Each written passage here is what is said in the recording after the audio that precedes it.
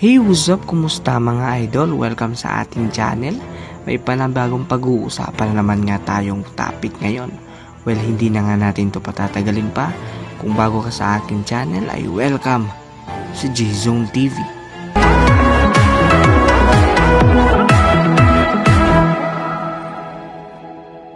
Ngayon nga ay pag-uusapan natin ang patungkol sa Barangay Ginebra guard na si L.A. Tenorio.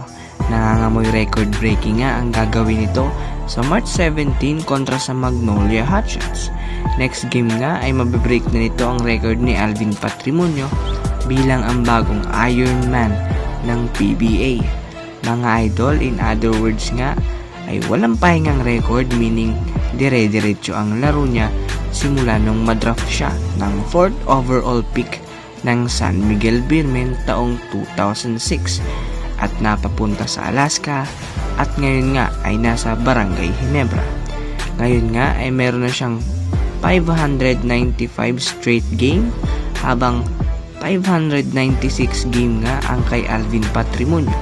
Kailangan pa nga ng 2 laro upang malampasan niya ang record ni Alvin Patrimonio. Meron nga silang laro sa March 10 kontra sa Phoenix Fuel Masters na pantabla sa record ni Alvin. At sa 17 nga ay official niyang mabibreak ang record ni Patrimonio with 597 straight games. Ngayon nga ay kasalukuyang ika-6th sila sa standing with 3 wins and 3 losses. Sa mga hindi po nakakaalam ay nagawa po ni Alvin Patrimonio ang record na to noong 1992 hanggang sa 2004 na magretiro siya. Ngunit ngayon, ang panahon naman ni L.A. Tenorio hahawak ng record na to. Sana nga ay walang mangyaring injury sa kanya. Ayon nga kay L.A. Tenorio ay, for me, that's gonna be my MVP trophy. Kasi hindi madaling gawin yon dahil maraming factors. Hindi siya madaling gawin. Hamakin mo yun mga idol, simulat sa pool na magsimula ang karir niya sa PBA ay dire-diretso ang laro nito.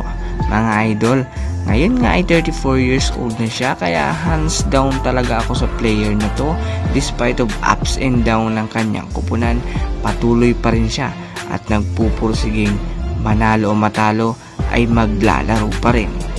So yun mga idol ang ating short video ngayon. Like and subscribe, share. Again, this is J-Zone TV. Thank you for watching mga idol.